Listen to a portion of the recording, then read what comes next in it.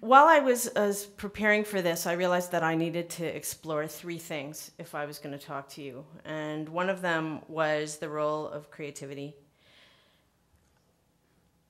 Another is the importance of a brand voice as we try and merge what I do with what the digital world has to offer. And the last thing is about the need for faith, and of which I think there's still precious little. On evolution, there were 300 million people that saw it. That sounds really, really good.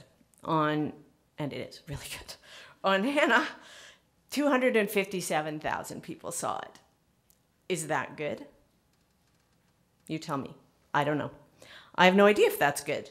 I know that the fact that girls stayed on it for an exceptionally long time once they were on it and sent out a lot of coupons and whatnot, all of that's good. But I don't know how to judge how effective these experiences are. I know how much fun I have making them and how much I'm learning and how exciting and experimental the world is and how lucky I am to have clients who want to go there for the most part. But I don't know what's good.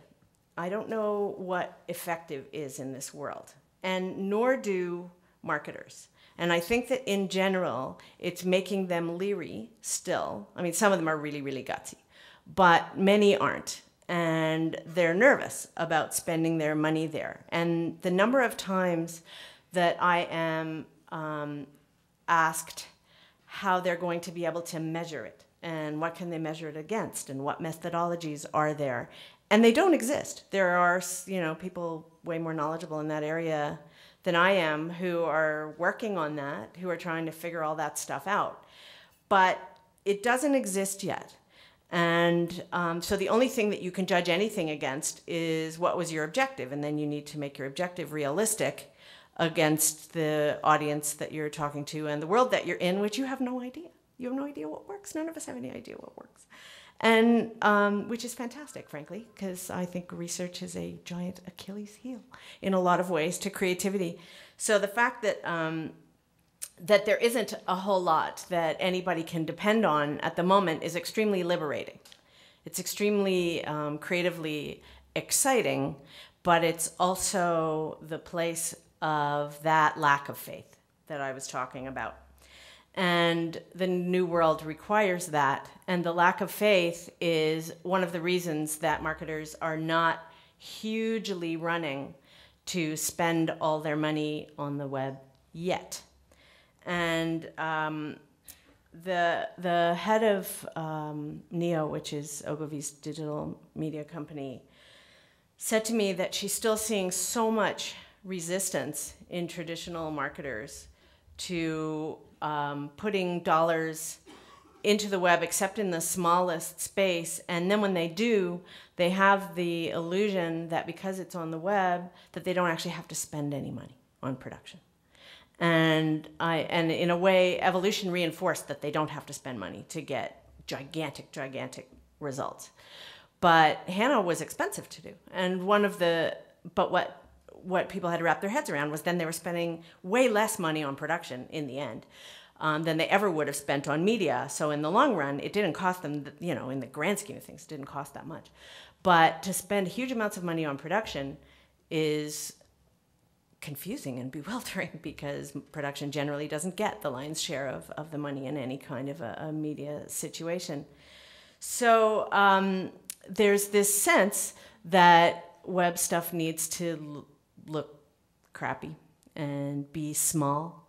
And one of the things that made Hannah famous in the way that it became famous was because it was beautiful, because it was shot with the same quality as a movie. It was, it was very, very high quality film, and it was considered to be one of the first things of its type on the web that did have that quality. And that made it a completely different animal, and again, a kind of a shift in the way that marketers were dealing in the space.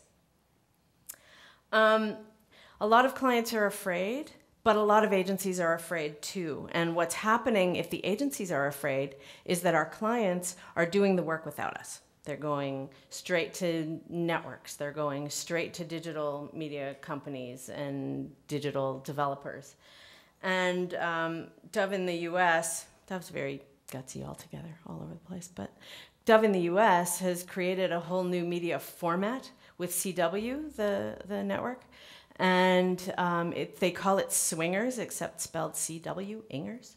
And essentially what it does is it starts on television in a commercial pod. There's a little bit of a story, and then it swings you to the web and gives you an experience that actually would pretty much fill up the commercial break, and then it swings you back to the programming, which is unbelievably smart. And CW developed it for Unilever, who went to them and demanded that the media keep up with what the need was. So everything's changing everywhere, and who is deciding what's going on is happening all over the place. It's like every one of us is in charge.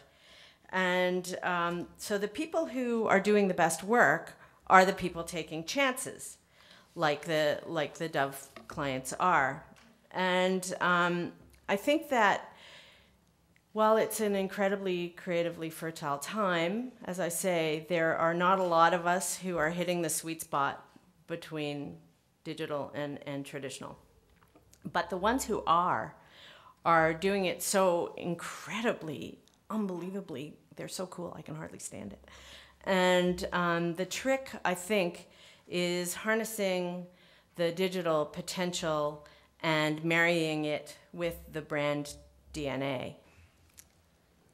Last week I read somewhere, I can't remember, maybe Ad Age, that the media of the future was going to be broadcast and print and radio and all the traditional media. And the reason that they said that is because still most of the stuff that's happening on the web requires a lot of traditional media to make it happen. So just like video killed the radio star, sorta, the web is killing traditional media, sorta. And we all just have to work together. Thank you very much. Have a great day.